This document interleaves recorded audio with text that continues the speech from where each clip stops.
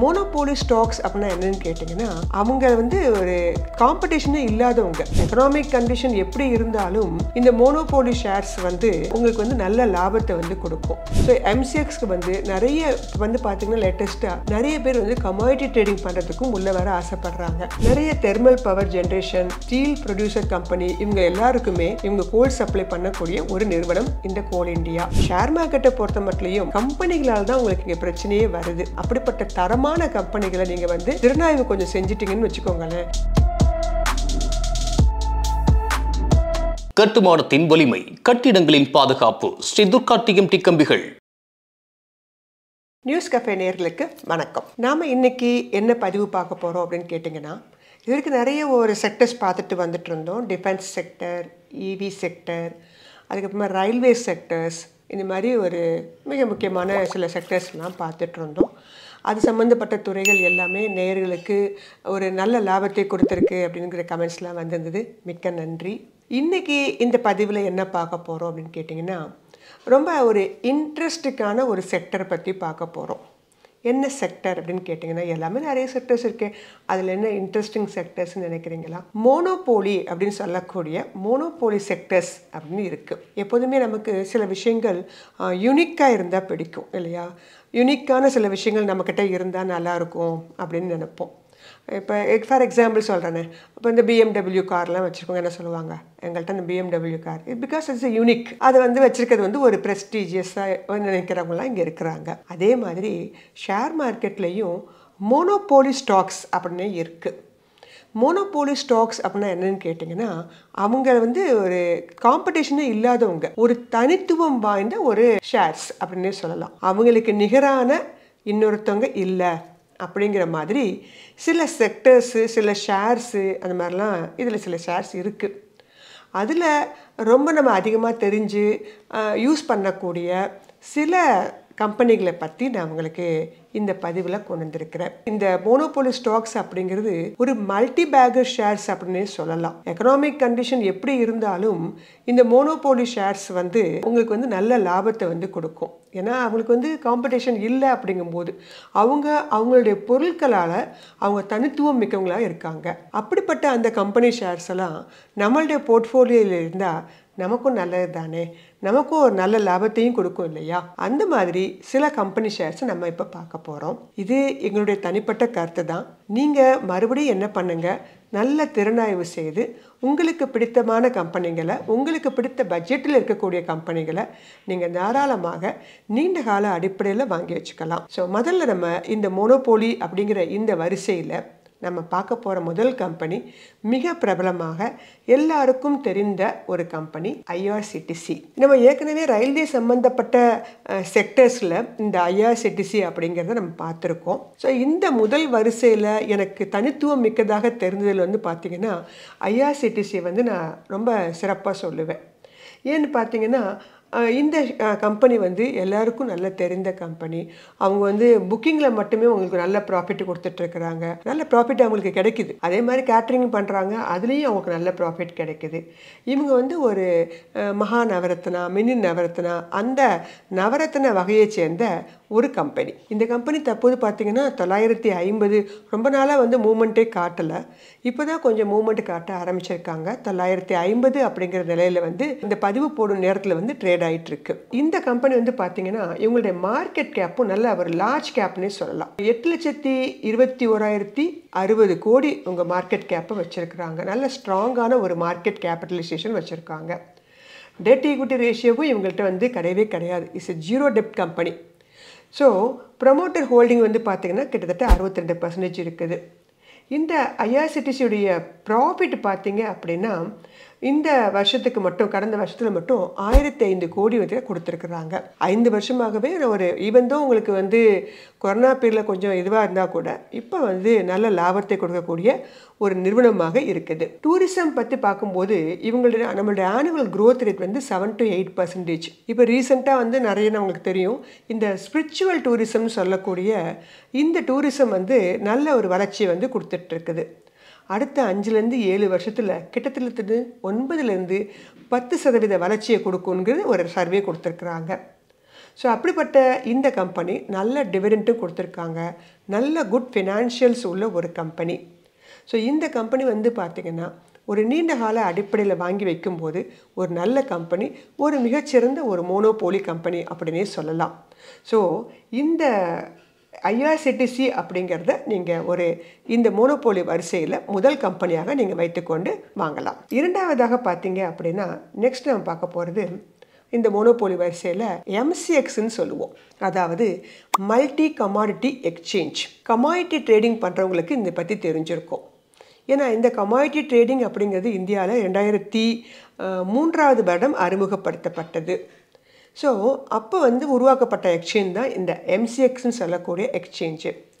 இதில் நம்ம மெட்டல்ஸும் பண்ணுறோம், அக்ரிகல்ச்சர் ப்ராடக்ட்ஸும் பண்ணுறோம். அக்ரிகல்ச்சர் ப்ராடக்ட்ஸ்க்கு தனியாகவும் இன்னொரு எக்ஸ்சேஞ்சும் இருக்குது, NCDEXன்னு பேர்.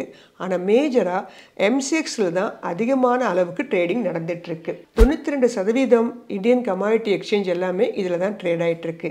மீதி இருக்கிறது மட்டும்தான் NCDEXில் வர்றாங்க. ஸோ இது ஒரு எக்ஸ்சேஞ்ச். ஸோ நீங்கள் கோல்டு, சில்வர், காப்பர், இந்த மாதிரி நேச்சுரல் கேஸ் இதெல்லாம் நீங்கள் பை செல் பண்ணணும் அப்படின்னா இந்த எக்ஸ்சேஞ்சுக்குள்ளே தான் வரணும். லாங் டேர்ம் கிடையாது, இட்ஸ் எ டெரிவேட்டிவ் ப்ராடக்ட் அப்படின்னு சொல்லுவோம், ஃபியூச்சர் அண்ட் ஆப்ஷன்ஸு.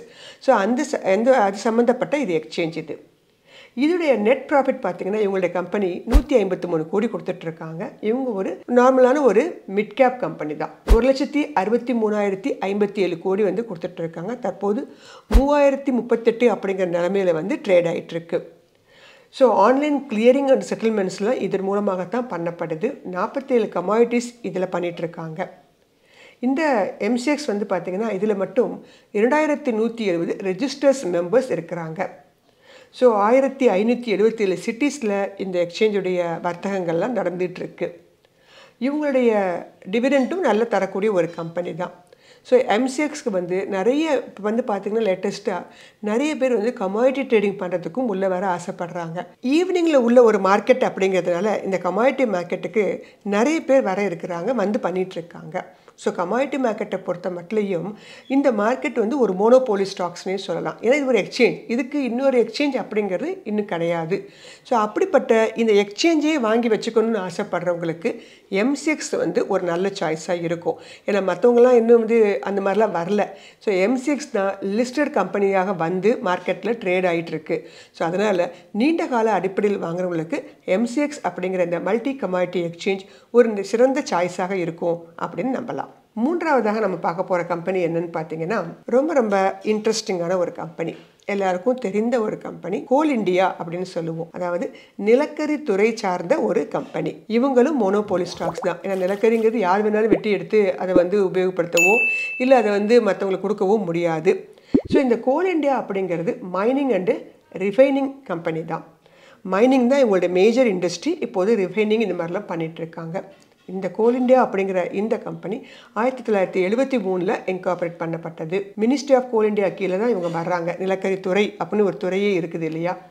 ஸோ இவங்க வேர்ல்டுலேயே லார்ஜஸ்ட் கோல் ப்ரொடியூசிங் கம்பெனி அப்படின்னு சொல்லலாம்.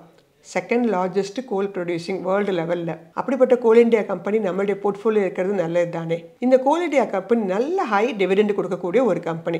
டிவிடெண்ட்லேயே ரொம்ப ஹையஸ்ட்டாக கொடுத்துட்ருக்காங்கன்னு பார்த்தீங்கன்னா இது ஒரு மிகச்சிறந்த கம்பெனியாக நம்ம தாராளமாக சொல்லலாம். இவங்க கிட்டத்தட்ட 729 மில்லியன் டன்ஸ் ஆஃப் கோலை ப்ரொடியூஸ் பண்ணிட்டு இருக்காங்க. ஸ்ட்ரென்த் அனாலிசிஸ், ஸ்வாட் அனாலிசிஸ் பார்க்கும்போது இவங்களுடைய ஸ்ட்ரென்த்தில் 13 பாயிண்ட்ஸுக்கு மேலே கையில் வச்சுருக்கிறாங்க. இவங்களுடைய எம்கேப் பார்த்தீங்கன்னா is a large cap company தான். 2,45,769 கோடி வச்சுருக்கிறாங்க. நல்ல ஹை டிவிடெண்ட், ஸ்ட்ராங் ஃபினான்ஷியல்ஸ் உள்ள ஒரு சிறந்த நிறுவனம். இவங்களுடைய நெட் ப்ராஃபிட் பார்த்தீங்கன்னா 2,81,033 கோடி. ஸோ நல்ல ப்ராஃபிட்டையும் வருஷம் 5 வருடங்களாக கொடுத்து கொண்டு இருக்கிறாங்க. கொஞ்சம் டெட் ஈக்விட்டியை குறைச்சிட்டு வர்றாங்க. அதன் காரணமாக உங்களுக்கு ஷேர்ஸ் விலை ஏறுறதுக்கான வாய்ப்புகள் உண்டு. ப்ரமோட்டர்கிட்ட கிட்டத்தட்ட 63% ஹோல்டிங்ஸ் இருக்குது. நிறைய thermal power generation, steel producer company இவங்க எல்லாருக்குமே இவங்க கோல் சப்ளை பண்ணக்கூடிய ஒரு நிறுவனம் இந்த கோல் இண்டியா. ஸோ கோல் இண்டியா பார்த்தீங்கன்னா உங்களுக்கு தற்போது ஒரு கம்மி ரேட்டில் தான் ட்ரேட் ஆகிட்டுருக்கு. நீண்ட கால அடிப்படையில் டார்கெட் பார்த்தீங்கன்னா கிட்டத்தட்ட இப்போ வந்து 300 ரேஞ்சில் ட்ரேட் ஆகிட்டு இருக்கு. உங்களுக்கு 500 வரைக்கும் போவதற்கான வாய்ப்புகள் உண்டு. ஸோ கோல் இண்டியா அப்படிங்கிற இந்த மோனோபோலி ஸ்டாக்ஸு மிகச்சிறந்த நிறுவனம். இதை உங்களுடைய போர்ட்ஃபோலியோவில் நீங்கள் வாங்கி வச்சிங்கன்னா நிச்சயமாக இந்த நிலக்கரி அப்படிங்கிற இந்த துறை வளரும் போது அது சம்மந்தப்பட்ட நிறைய ப்ராஜெக்ட்லாம் உங்களுக்கு கிடைக்கும் போது நிச்சயமாக இந்த கம்பெனி உங்களுக்கு ஒரு லம்சமான ஒரு ப்ராஃபிட்டை கொடுக்கும் என்பதில் சந்தேகமே இல்லை. 4வதாக நம்ம பார்க்க போகிற ஒரு சிறந்த நிறுவனம் எல்லோருக்கும் மிகவும் அறிமுகமான ஒரு பிடித்த நிறுவனம் சொல்லலாம். அதாவது மியூச்சுவல் ஃபண்டுக்கு இவங்க டார்லிங் அப்படின்னே சொல்லலாம். மியூச்சுவல் ஃபண்டில் இருக்கக்கூடிய அசட் மேனேஜ்மெண்ட்ஸ் கம்பெனிஸ் இருக்காங்க இல்லையா, கிட்டத்தட்ட 36 கம்பெனி ஐடிசியை வாங்கி வச்சுருக்காங்க. ஐடிசி அதுதான் நம்ம பார்க்க போகிற 4வது கம்பெனி. ஸோ இவங்க வந்து ஒரு காங்க்ளமரேட் கம்பெனி அப்படின்னே சொல்லலாம். பலதரப்பட்ட செக்டர்ஸை டைவர்சிஃபைட் பலதரப்பட்ட துறைகளை தன்னகத்தை வச்சுருக்காங்க. ஜெனரலாக ஐடிசி அப்படின்னா cigarette making company, tobacco company அப்படிங்கிற மாதிரி தான் நிறைய பேர் தெரிஞ்சு வச்சுருப்பாங்க. ஆனால் அப்படி கிடையாது. ஐடிசி வந்து பலதரப்பட்ட துறைகளை வந்து தன்னகத்தை வச்சுருக்கிறாங்க. டார்க் ஃபேண்டசி, ஆஷீர்வாத், ஃபியாமா இந்த மாதிரி நிறைய பிராண்டட் பேரில் வராங்க. சிகரெட் மட்டும் கிடையாது. அதே மாதிரி ஹோட்டல்ஸ்ன்னு பார்த்தீங்கன்னா கிட்டத்தட்ட 115 ஹோட்டல்ஸ் வச்சுருக்கிறாங்க 80 பிளேசஸில், பெரும்பாலும் ஸ்டார் ஹோட்டல்ஸு. ஸோ இந்த கம்பெனி வந்து பார்த்திங்கன்னா ஒரு கிட்டத்தட்ட 13 பிஸ்னஸை வந்து தங்கக்கிட்ட வச்சுருக்காங்க. 5 செக்மெண்ட்ஸ் கீழே 13 பிஸ்னஸை பண்ணிட்டு வர்றாங்க. இது fully owned by central government of India. இவங்க வந்து பார்த்திங்கன்னா கிட்டத்தட்ட 90 கண்ட்ரிக்கு தங்களுடைய ப்ராடக்ட்ஸை எக்ஸ்போர்ட்டும் பண்ணிட்டு வர்றாங்க. 4,98,000 எம்ப்ளாயீஸ் கிட்ட வச்சுருக்கிறாங்க. இவங்களுடைய மார்க்கெட் கேப் எவ்வளோ இருக்குதுன்னு பார்த்தீங்கன்னா 5,84,521 கோடி. நல்ல ஒரு ஃபண்டமெண்டலி ஸ்ட்ராங்கான ஒரு கம்பெனி அப்படின்னே சொல்லலாம். அதனால தான் பெரும்பாலான மியூச்சுவல் ஃபண்ட் கம்பெனிஸ் ஐடிசியை வாங்கி தங்களுடைய அக்கௌண்ட்டில் வச்சுருப்பாங்க. இந்த கம்பெனியை பொறுத்த மட்டும் நல்ல ஒரு லாபத்தையும் கடந்த 5 வருடங்களாக கொடுத்துட்டே வருது அப்படின்னு சொல்லலாம். இவங்களும் ஒரு ஜீரோ டெப்ஸ் கம்பெனி தான். ஸோ இந்த கம்பெனி வந்து நல்ல டிவிடெண்ட்டும் கொடுத்துட்ருக்க கம்பெனி. லைக் கோல் இண்டியா அளவுக்கு இல்லாட்டியும் ஒரு நல்ல 3.31 அந்த லெவலில் வந்து அவங்க டிவிடெண்ட் வந்து கொடுத்துட்டு வந்துட்டுருக்குறாங்க. இந்த கம்பெனி வந்து பார்த்திங்கன்னா ரொம்ப வெரி ஓல்டர் கம்பெனி, எல்லாருக்கும் தெரிந்த ஒரு கம்பெனி. ஆனால் ரொம்ப நாளாக வந்து இவங்களும் அப்படி தான் கடந்த 2-3 வருடங்களாக மூமெண்ட்டே இல்லாமல் இப்போ நல்ல மூமெண்ட்டில் இருக்கக்கூடிய ஒரு கம்பெனி. நீண்ட கால அடிப்படையில் வாங்கி வைக்கிறவங்க எப்படி மாதிரி பணத்தை வச்சுருக்கிறோம் அது சேஃபாக இருக்கும் அப்படின்னு நினைக்கிறாங்க இல்லையா, அதே மாதிரி இந்த மாதிரி இருக்கக்கூடிய மோனோபோலி ஸ்டாக்ஸை வந்து ப்ரிஃபர் பண்ணும்போது அந்த கம்பெனி உங்களுடைய முதலீட்டுக்கு முதல்ல பாதுகாப்பாக இருக்கும். அதுக்கப்புறம் ரிட்டர்ன்ஸு அது தனி, அது கொஞ்சம் நீண்ட கால அடிப்படையில் வரும்போது ஆட்டோமேட்டிக்காக வளரக்கூடிய தன்மை உடையது. ஏன்னா ஷேர் மார்க்கெட்டை பொறுத்த மட்டும் கம்பெனிகளால் தான் உங்களுக்கு இங்கே பிரச்சனையே வருது. அப்படிப்பட்ட தரமான கம்பெனிகளை நீங்கள் வந்து திறனாய்வு கொஞ்சம் செஞ்சிட்டிங்கன்னு வச்சுக்கோங்களேன், அதுக்கப்புறம் கம்பெனியால் பெரும்பாலும் உங்களுக்கு பிரச்சனைகள் வராது. அந்த தர வரிசையில் ஐடிசிக்கு நீங்கள் நல்ல 5 ஸ்டார் ரேங்கே கொடுக்கலாம். ஏன்னா ஐடிசி நிறைய பேருக்கு மிகவும் பிடித்தமான ஒரு கம்பெனி. நல்ல நிலையில் ட்ரேட் ஆகிட்டுருக்கு. இன்னும் கொஞ்ச நாள் இதுவும் அதே மாதிரி தான் உங்களுக்கு 500லேருந்து 600 அப்படிங்கிற நிலையை வந்து எட்டி பிடிப்பதற்கான வாய்ப்புகள் உண்டு. வருஷம் பார்த்திங்கன்னா இவங்களோட ப்ராஃபிட்டு அதிகமாகிட்டு தான் போகுது. ஒரு வருடங்கள் கூட குறைந்ததாக வந்து சரித்திரமே இல்லை.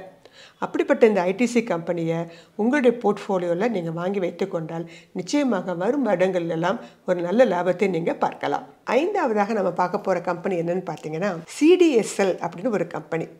வித்தியாசமாக இருக்கும். எப்படி எம்சிஎக்ஸ் மாதிரியோ இதுவும் ஷேர் மார்க்கெட் சம்மந்தப்பட்ட ஒரு மோனோபோலி ஸ்டாக்ஸ் தான். சென்ட்ரல் டெபாசிட்டரி சர்வீசஸ் லிமிடெட் அப்படிங்கிற கம்பெனி. இவங்க யாருன்னு கேட்டிங்கன்னா ஒரு ஷேர் லாக்கர் மாதிரி அப்படின்னு சொல்லலாம், இல்லை கோடவுன் அந்த மாதிரிலாம் சொல்லலாம். இவங்க டிமெட் அக்கௌண்ட் நீங்கள் ஓப்பன் பண்ணுறீங்க இல்லையா, டிமெட் அக்கௌண்ட்டில் உள்ள லாங் டேர்ம் ஷேர்ஸ் எல்லாம் இவங்க ஒரு பாதுகாக்கக்கூடிய ஒரு ஏஜென்சி மாதிரி இயங்குறாங்க. இந்த சிடிஎஸ்எல் பார்த்திங்கன்னா இவங்கள்ட்ட 60 மில்லியன் ஆக்டிவ் டிமெட் அக்கௌண்ட்ஸ் இருக்குது.